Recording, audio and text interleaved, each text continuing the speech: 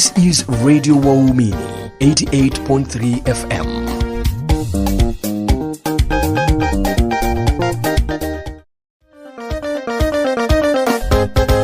This is Radio Waumini 88.3 FM.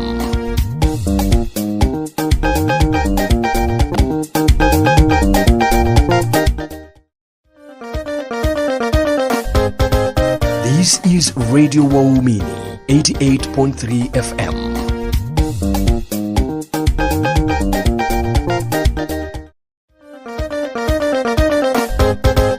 This is Radio Waumini 88.3 FM.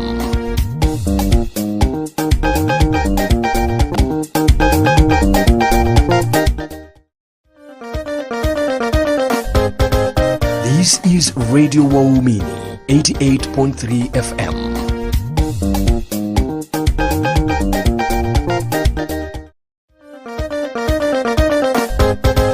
This is Radio Waumini 88.3 FM.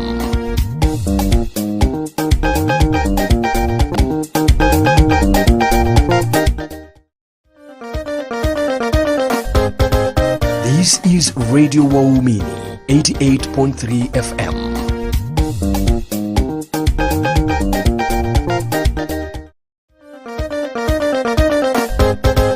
This is Radio Waumini 88.3 FM.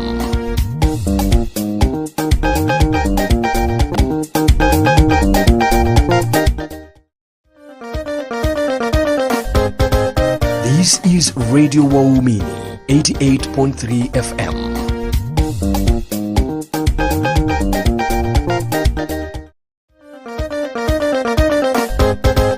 This is Radio Waumini 88.3 FM.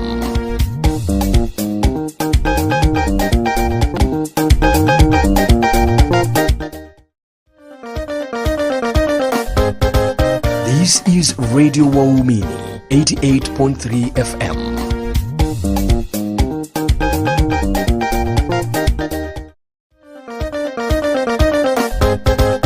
This is Radio Waumini 88.3 FM.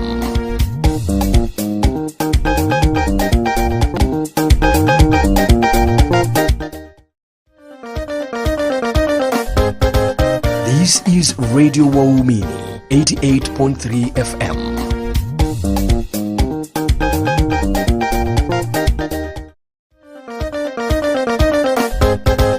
This is Radio Waumini 88.3 FM.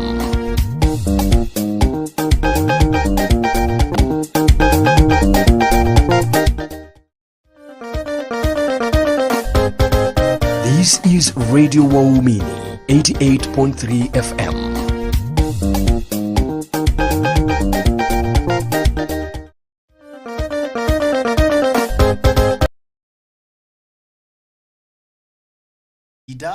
Others the caretakers, alright, others the people pleasers, or even the quiet observers. And many of those roles aren't random, my dear listener. They are tightly linked to the way you are wired.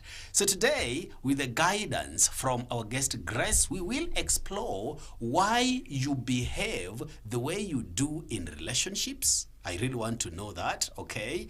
Why you respond to conflict the way you do, and how your childhood family role shaped the adult that you've become today. And that is why you have to tell your neighbor the best station to tune into is 88.3 FM Radio Min, because Grace has just arrived. And when she arrives, my day is made. Grace, how are you?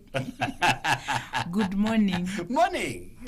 Your introduction ni poa sana. Thank you. I am so happy to be here. Yes. And thank you for continuing to celebrate my gift. Yes. And giving me the opportunity.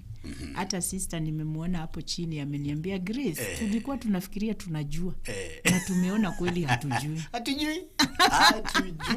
So we are building the nation. Exactly. So I am happy to be here. Exactly. And our listeners, welcome, and thank you for continuing to listen.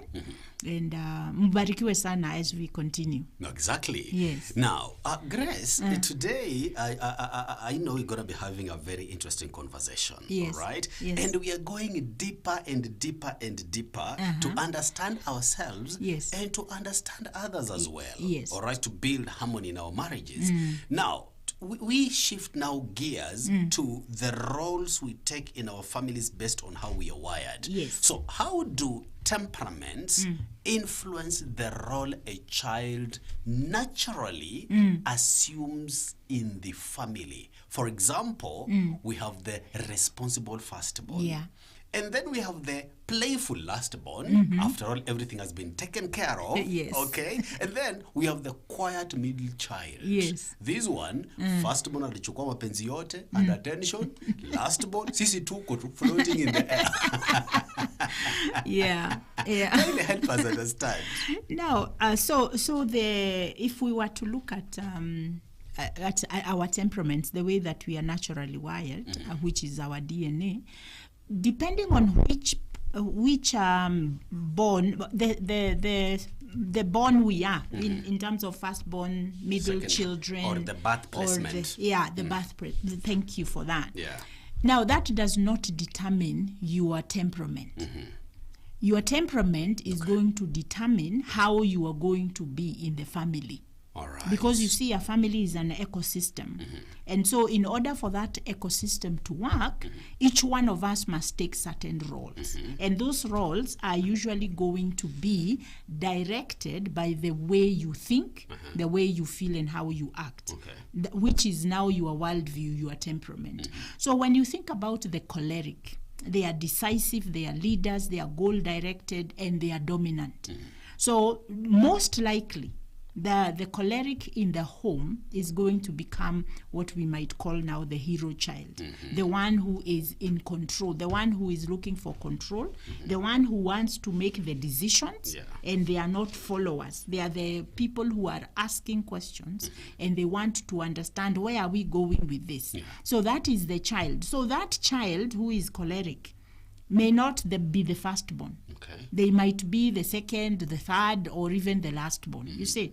So depending on the ecosystem, now depending on how the family is run, the way the dynamics of the family, you might find a firstborn who is a choleric, but they are the scapegoat. Now, who is the scapegoat? The scapegoat is the child who takes all the blame. Exactly. Or whom we might call the black sheep of the family. So you can be a firstborn, but not the hero child. And the hero child is the one who is responsible, the one who shines, the one who keeps the family together. They guide how the family is going to be. The parents look up to them. And these are the children who might be told, you have to be a good example to your brothers and sisters. So it is much more deeper than just being the position you are in your family. It's your temperament is going to shape how you will be in that space. Now, a firstborn who is a choleric, they can be the hero or they can be the scapegoat. It is hard for the choleric child to be the lost child or the invisible child, because their temperament doesn't allow them to be that way. Because they are expressive, they will speak, they are go-getters, all those things. So depending on their experience with the family, they can become the troubled child or they can become the hero. And it depends on a lot of things, including the temperament of their parents.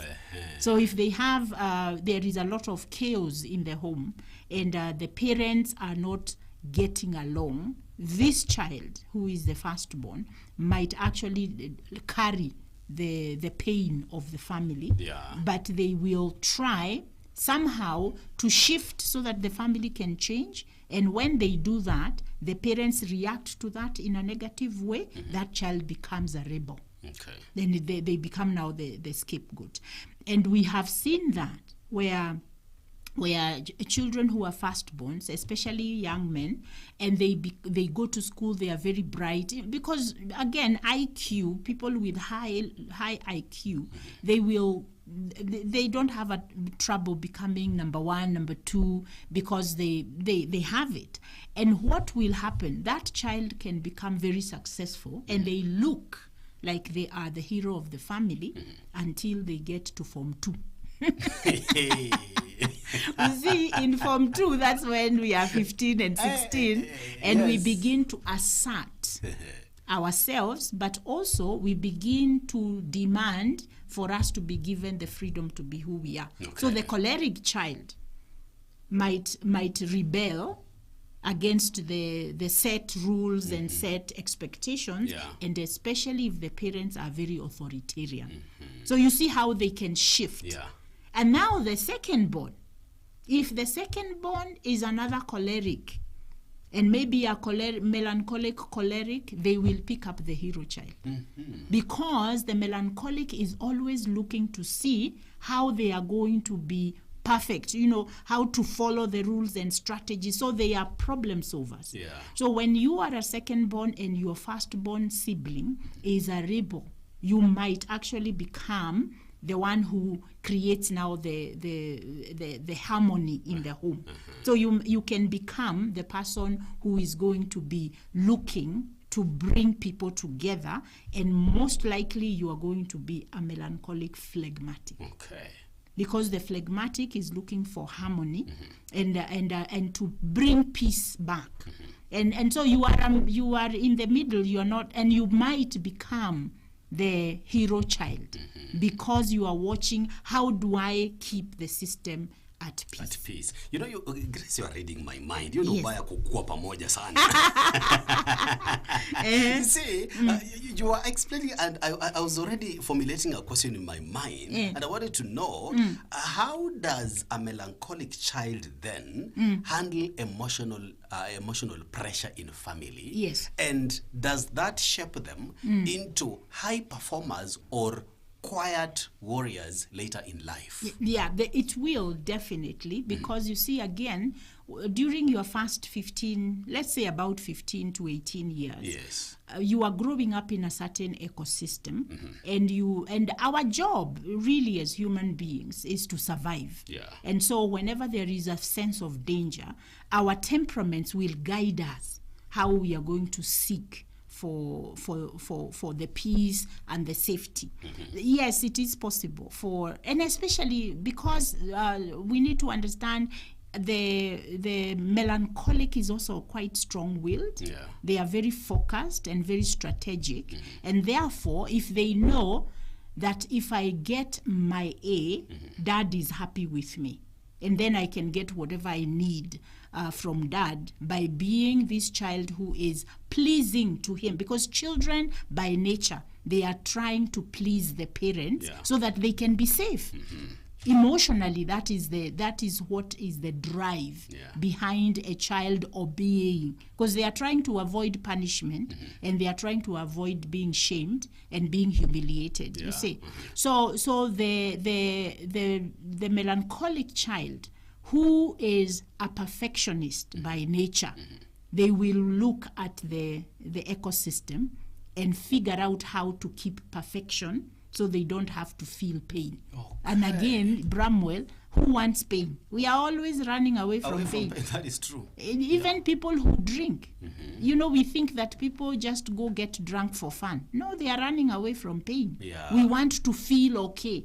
You see, so and this is what I was saying, that we are wired to survive. Yes. And to survive in this jungle that we cannot predict because we can't read people's minds. And just there, Grace, are these children who are most likely to take the careers that parents want? Yes, because again, the melancholic child is very pleasing. They want to please because they know that if I please, then things will be perfect. Okay. The phlegmatic child is going to please to avoid conflict. Yes. You see what I'm saying? But and to keep the harmony within the system. Yes. So the melancholic child, yes, they will become the high achievers, plus also the choleric. Yeah. They will be very high achievers. The phlegmatic child is not necessarily going to be looking for achievement. Okay. They are not. Those are the people who they are unable to go beyond. You know, people who have a lot, they say, I feel that I have a lot to give. But because they're afraid of conflict, they will sabotage themselves to stay within a place where there will be no chaos. So they want things to stay stable. But you see, the thing is that, Bramwell, if we want to grow, we must disrupt the status quo. Exactly. And because I am a phleg, and within my family, I want to make sure. Now, look at this. A child who is phlegmatic or a child who is sanguine, their needs are very clear, that they need the relationships to be harmonious for the phleg, and they need to stay connected for the sanguine. So if there is something that I am going to do that is going to disrupt the ecosystem, I will suppress myself. Okay. So that we can be okay. Now, with the choleric and the melancholic, that might not happen. They are not going to suppress. What they are going to do is they are going to communicate.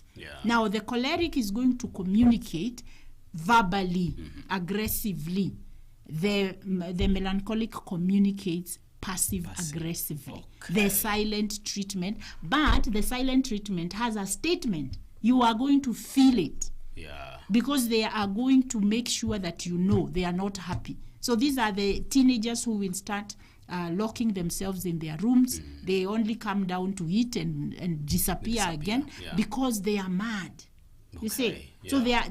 So so what I'm saying is that any of these temperaments, they can become either all this. We are talking about the mascot, the family roles that we take. The mascot is the one who will probably be either the sanguine or they will be the choleric, the people who make fun, so that tension can go away.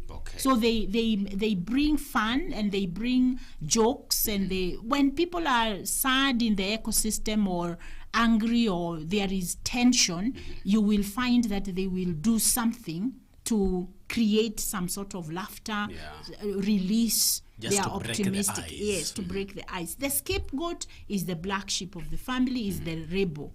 And that is the person who carries the problems of the family, and they are not afraid to allow that to show. So if they are the rebel, you probably will not find a phlegmatic who is a rebel.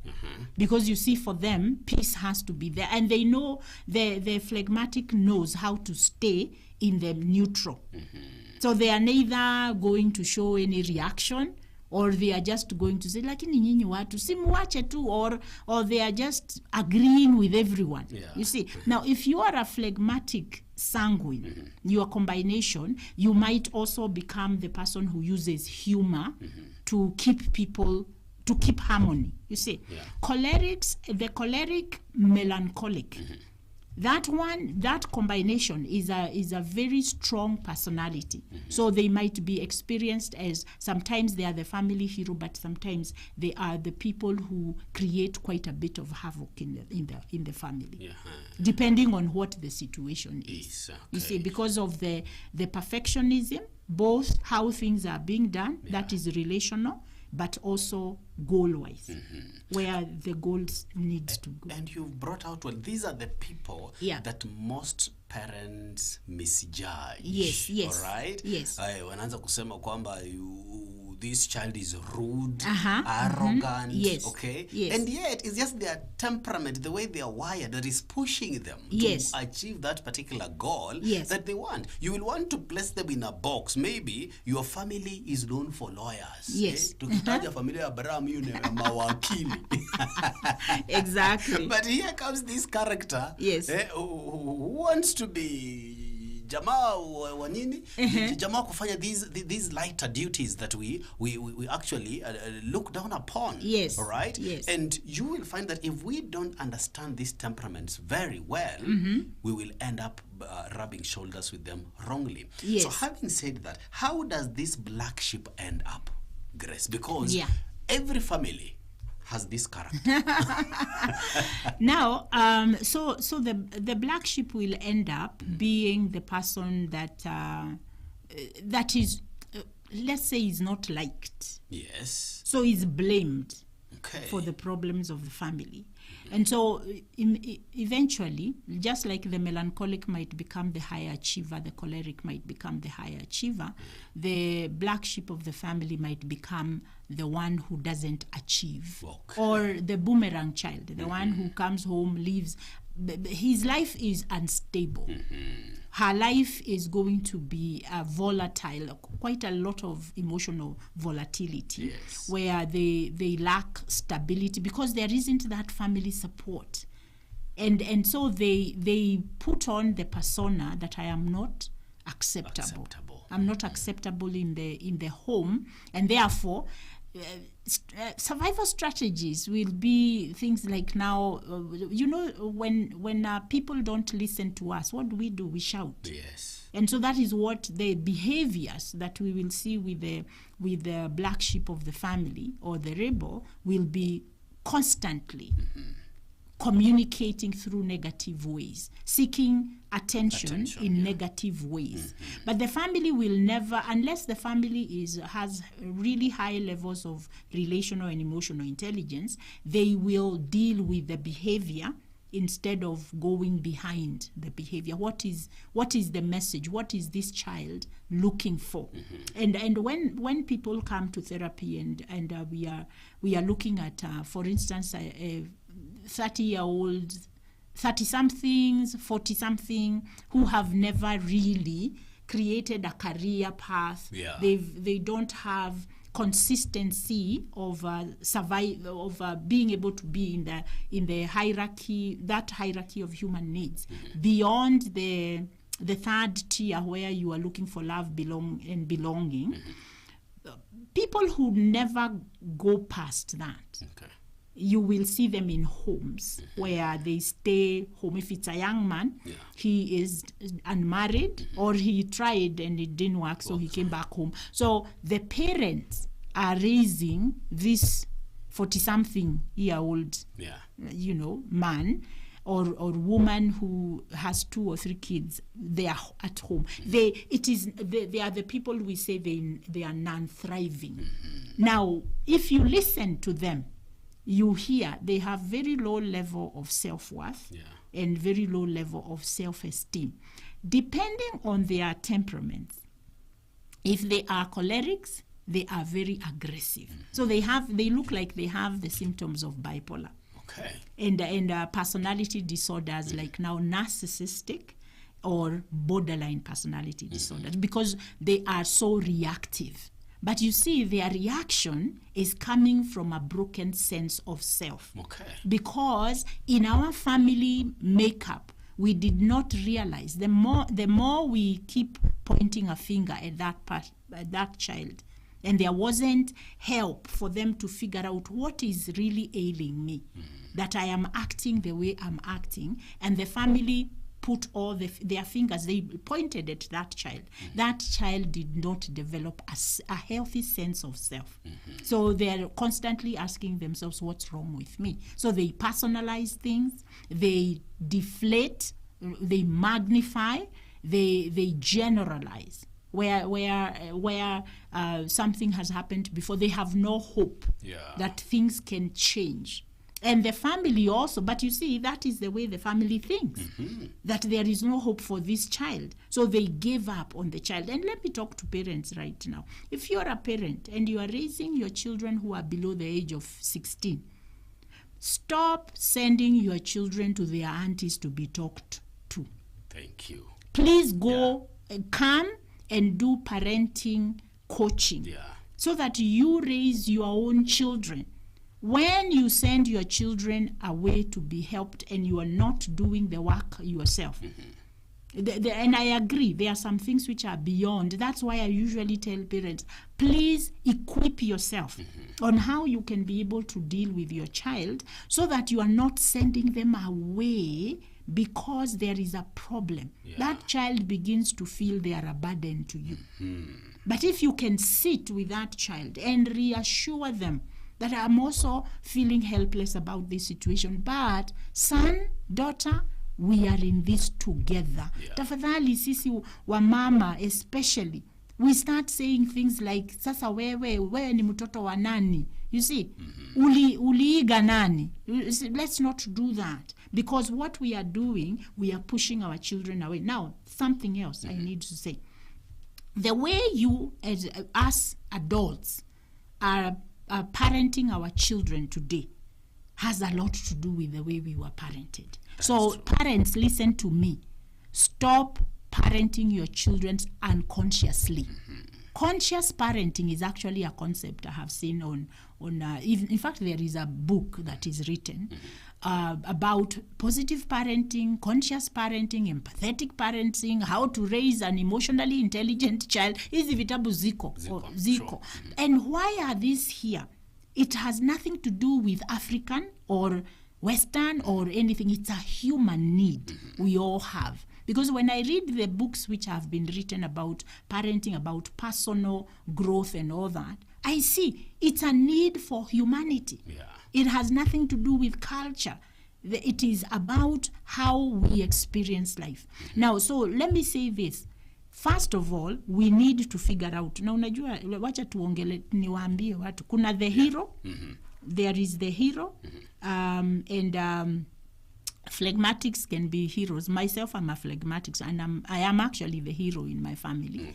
And part of it is because I'm a firstborn. But the second part, I am a phlegmatic melancholic. So I saw a problem in my home.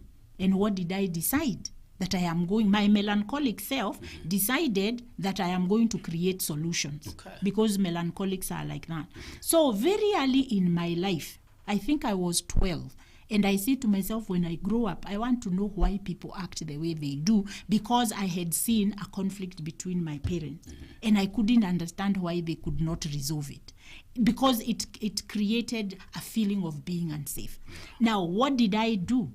At 14, I heard them complaining about money and all that. I was in Form 2. I told my mother, I am going to stop working and nitafutie kazi nifanye so that we can do what?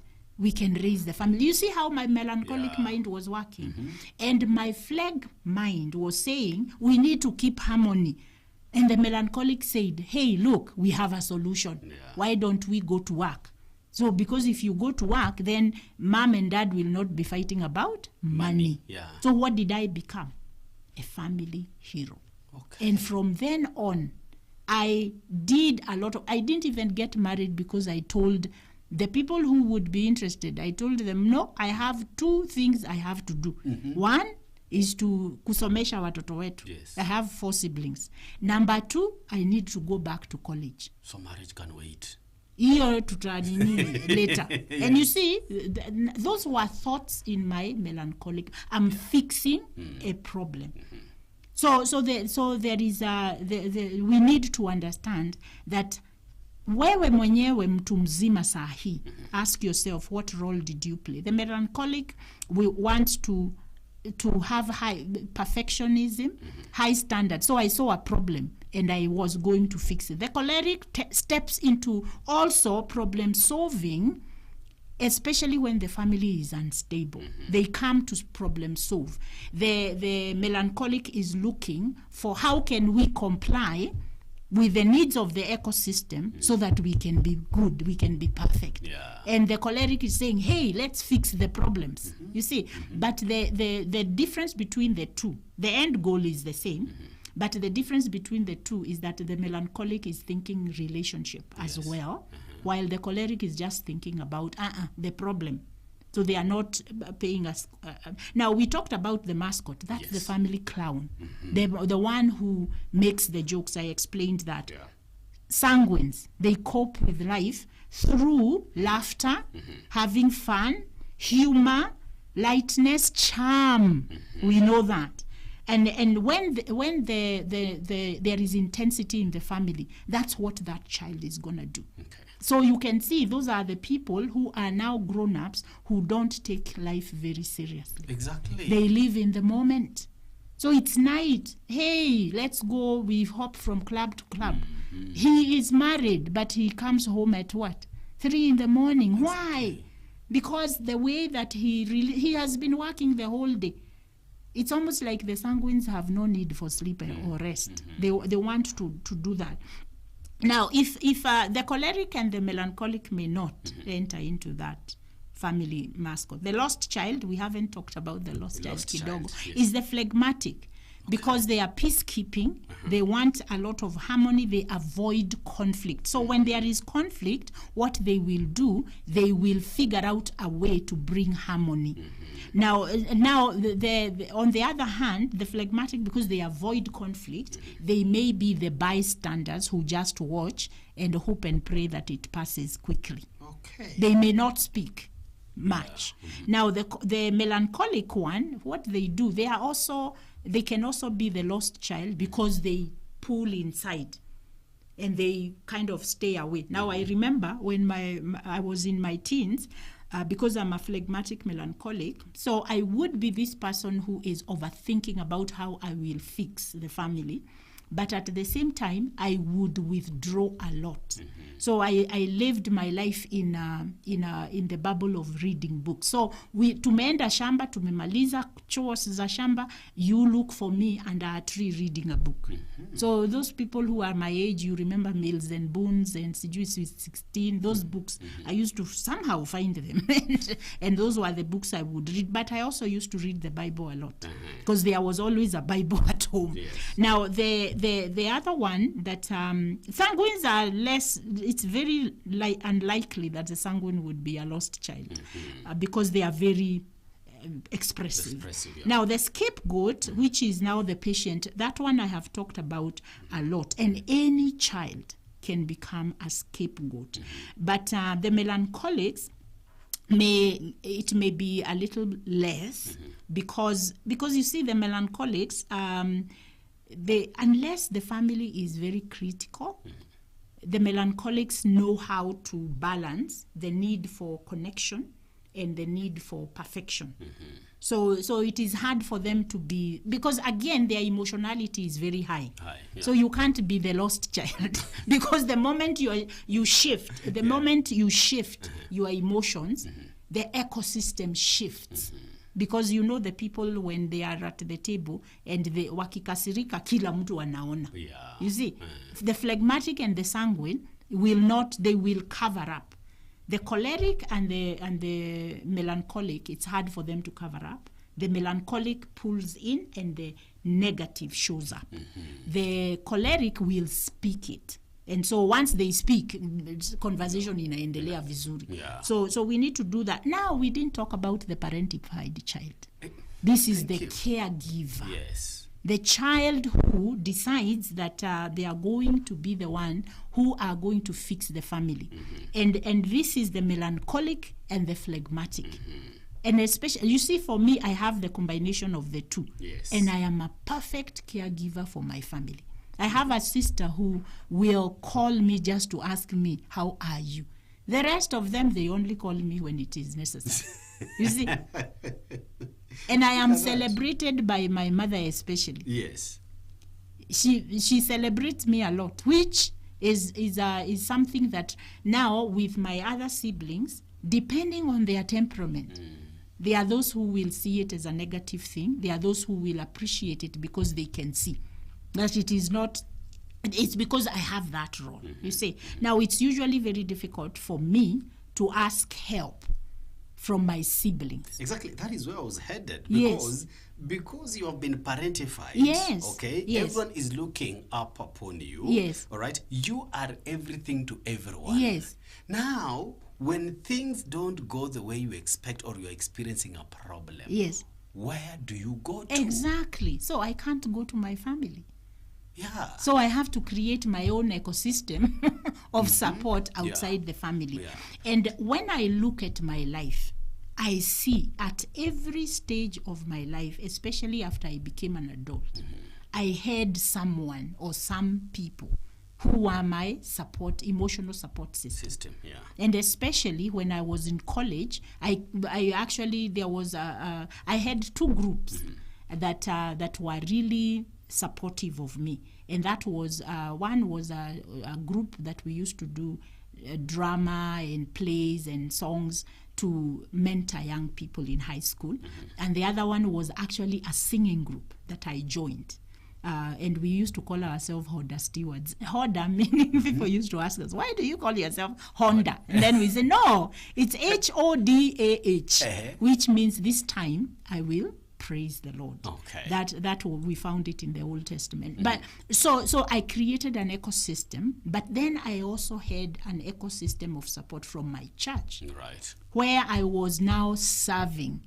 Let me tell you, individuals who are listening to us, if you want to grow, start serving. Exactly. Serve humanity, and you will know things about yourself you didn't know exist, but most likely you are going to create a balanced view of self and others.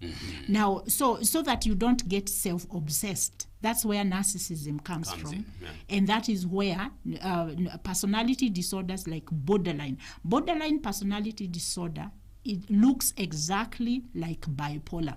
You have very high highs and very low lows, and you rarely have the middle. Okay. And we need now, depending on the genders, if you look at the genders, you will see that the narcissistic personality is going to, you will have more men in that, and you have more women in the borderline personality disorder. But they are both coming from the same place, a poor sense of self. And it's like you are now getting to Leah's question here. Yes. She's asking, Grace, is there any relationship between temperaments, gender, and family roles? Yes, absolutely. If you listen to this as a whole, it's a holistic explanation here. That when you are a woman, naturally you are a nurturer. You see, now depending on which, you see, now for me, because I'm a woman, I have been created to nurture. See, unajua Mungu alisema it is not good for Adam to be alone. Let's make him a helper who's fit for. And that is what the gender roles are. Your gender as a man is to protect and to provide and to guide and lead. Your role as a woman is to nurture this ecosystem that the man has created. You see, and that is why the Bible says that it is the man who lives and cleaves to this woman, so that he gives her the ecosystem to nurture. Okay. You see, talking about nurturing, Grace. Now, I'm looking at this family setup. Yes. We have a choleric parent. Yeah. And we have a phlegmatic child. Yes. All right? Yes. How can these mismatched temperaments between a parent and a child create misunderstanding? Yes. Now, think about the choleric parent. The choleric parent is going to give orders. Yeah. And they are going to use the authoritarian way of doing. So it's obedience at any cost. Exactly. So there is no feelings, there is no relationship mending or anything like that. So the choleric parent is quick, direct, and abrasive. The phlegmatic child immediately goes into crisis because now they are feeling all this conflict. The conflict has been triggered in them. So what is the child going to do? They are going to shrink. Yeah. And they are either going to follow your rules or they are not. Eventually that child, that phlegmatic child, is going to become numb. Okay. So you just beat me and finish, but there is no behavior change. Because the way the phlegmatic, when we come back to the apology languages, remember we had the language that says, this is how I am planning to change. Exactly. So how I'm going to do restitution. Phlegmatics by nature, they would rather do the restitution rather than say, I'm sorry. You see, Yeah. so what the phlegmatic child is going to do? They are going to shrink, and they can develop a lot of fear, which fear of a parent turns into resentment. Okay. And resentment then turns into bitterness, and this bitterness says, I am disconnected from you, I don't even hear you. So these are the children who will not follow through, but they will not necessarily react. Okay. And the lost child, if the phlegmatic becomes the lost child, the rebel, for instance, they rebel, they just feel. So what they do, they cut off the family, and they go and they create their own. And those are the people that you don't hear from. Yeah. They can't wait to get out of home. And once they are gone, they are gone. You see. So the your question, the choleric parent would need to understand that up your emotional empathy. Yes. Always ask yourself, what is going on in my child's mind? Remember that you're dealing with a human being. The behavior is as a result of something that is happening in the mind. Exactly. And if we are willing as parents and as individuals to always ask the questions, I wonder what is going on behind this behavior, then we can develop emotional intelligence that will help our families better. So parents understand, and please, choleric parents, you are a parent. That power is given for you. That authority is yours. Never ask your child that, do you know I'm your father? Yes, they do. They do. Don't do that politician thing. Unanijua mimi ni nani? You want to stamp your authority. Don't stamp your authority. Yeah. Act out of that authority with confidence, not abrasiveness. Yes. Guide your family. See your family as sheep with no guidance, and they are looking up to you. So when your child questions you, you don't have to go into a power play. Sit down and seek to hear, seek to listen. Cholerics, they have, unajua 2020 tulifanya hiyo kitu ya whatever. A lot. And when I asked the cholerics, what do you want to learn? They said empathy and listening. So if you are a choleric parent, please do that. The melancholics, they said holding on to grudges and overthinking or ruminating. And so you as a choleric, a melancholic parent, also allow yourself to pay attention to the way when you are triggered by your child, how you conceptualize that trigger. And be very, very, very careful that you don't get yourself into a problem like that. Right. Now, I think we have talked about all the names of family roles. Well said, Grace. Yeah. And you make me a better person, Grace. That's why I just love listening to you. I just want to listen as I learn, because you've made me a better human being. I no longer struggle with the people. Unawasomea mbali. And then you find your peace. Imagine. And your space. You will never find me fighting with the people by the I am telling you. Na unajua kuna kitu moja. I want to tell people as we finish. Yes. I just want to say one thing. Your peace comes from within you. If your peace comes from outside of you, you will never be at peace.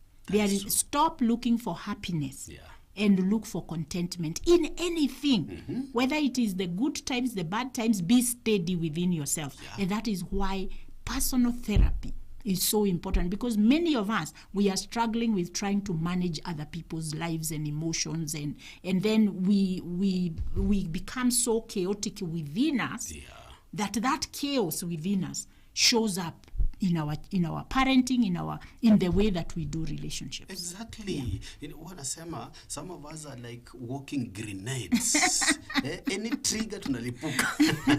And I need to say that with all compassion and empathy, we can fix this. Exactly. You are not a bad person. You are a person who's broken, who is needing some guidance. There is no shame in it. And Grace, I really want them to come to you. Yes. You've made me understand today that our children are not the problem.